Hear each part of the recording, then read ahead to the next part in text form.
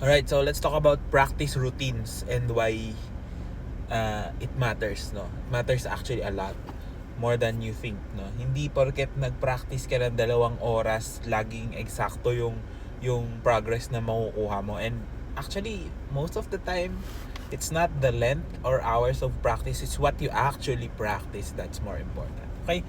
So, marami pag sinabing practice, no?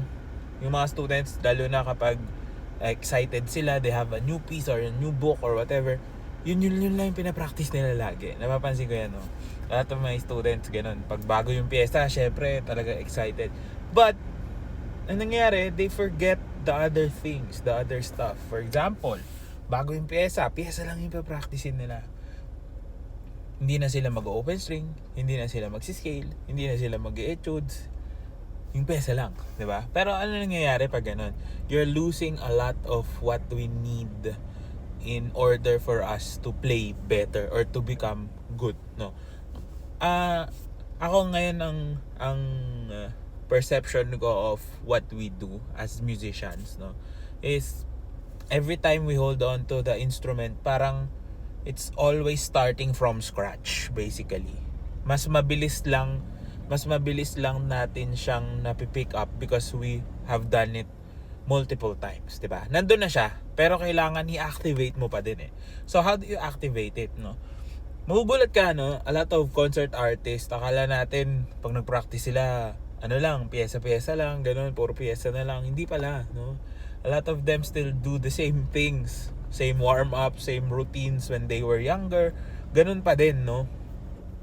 And isipin mo sila, nando na sila sa rurok ng kanilang playing careers, but they still do the same things. So ganun dapat ang practice mo, whether you're preparing for a concert or preparing for a new piece. It always should stay the same, no? Hindi pwedeng pyesa lang ng pyesa, hindi rin naman pwedeng technique lang ng technique, no? Ako, I always structure my practices to include everything that I need to work on, no? Bahala na yung oras, no? Especially if you're starting out, the time that you allot for it is not that important as long as you hit the goals in every level of practice. So, of course, there are building stages, no? Ano yung building stages ng practicing? Those are the things that you have to always do. Yan, ano yan? Unang-una, open string exercises, no? Tone production exercises kung ibang instrument ka, no? Pero sa violin or stringed instruments, open strings, no? Huwag mo kakalimutan na mag-slow bowing, fast bowing, para sigurado ka sa lalabas na tunog. That's the most important. Next, you go on to your kung meron ka pang finger dexterity exercises, no, mga Shradek, mga Sevchik, you can do that as well. Next would be scales, no? After that, maganda na yung tone, warmed up na yung daliri, focus on intonation. So habang nag-focus ka sa intonation, yun lang ang dapat na iniisip mo. You don't think about your bowing, you don't think about your tone. Your tone should already be stable by the time you're doing your scales, no? So habang nag-scales ka, you focus on the intonation. Ano ba yung mga pieces na tutugtugin mo, what keys they are in, no? Yung scales and etudes or pieces, pwede mo siyang pabalik-balik. For example, you have a piece in D major, so you do a D major scale and then you practice your piece, 'di ba?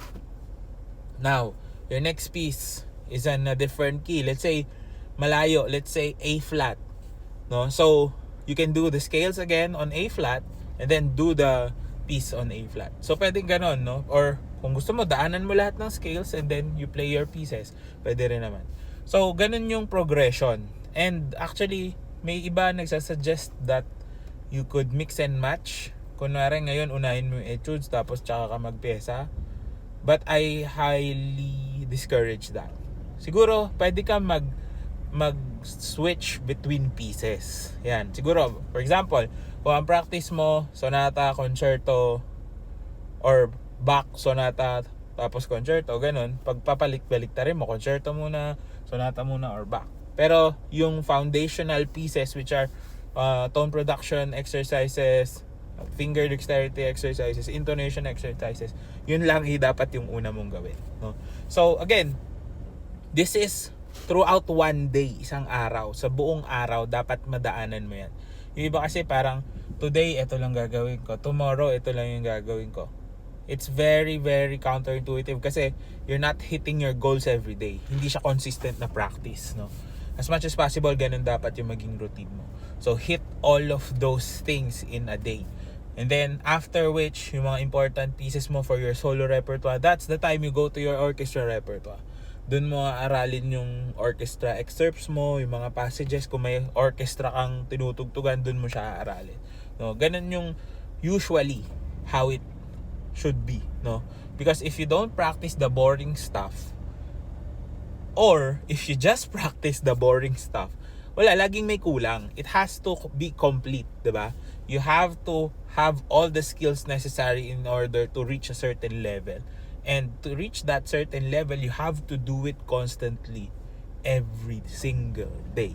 Yun lang talaga. Walang shortcut dito, walang sikreto. Now, when it comes to time, ako personally, I really don't care. Kasi minsan, yung 1 hour, that's enough. Minsan, kulang pa. Hindi mo na namamalayan no? But the thing is, you have to get started. Simulan mo. Kasi pag hindi mo sinimulan, iniisip mo palang, parang, 1 hour na. Ilan oras pa ba ang pwede ko ibigay? Yung iba kasi ganun parang, dahil 30 minutes na lang yung time nila, hindi na nila gagawin. Kasi kailangan nila 1 hour. Huwag nyo kulong yung sarili nyo sa oras, no? The time will adjust and you will give it time, no? That's how you practice. Hindi talaga pwedeng sabihin na strict na ganito. Kasi sometimes, pag okay na, mabilis mo makuha. For example, habang nagsisimula ka, pangit yung tone production mo, hindi mo pa siya makuha in 5 or 10 minutes. 20 minutes, you spend 20 minutes there. Tapos yung pyesa mo, madadali pa lang, o you spend 5 minutes there. So, depende talaga yan Maraming nuances within your practice. But it has to include all those things. Don't practice a single thing lang for a long time. Una, nakaka-burnout yon, nakakapagod because of the lack of variety that's happening. Diba? Nakakapagod yun. And you won't be able to do things consistently. So, yan yung mga suggestions ko when it comes to your practice routine. Hopefully, makatulong to. If you have other questions, comment down below. I'll see you on the next one and good luck sa inyo.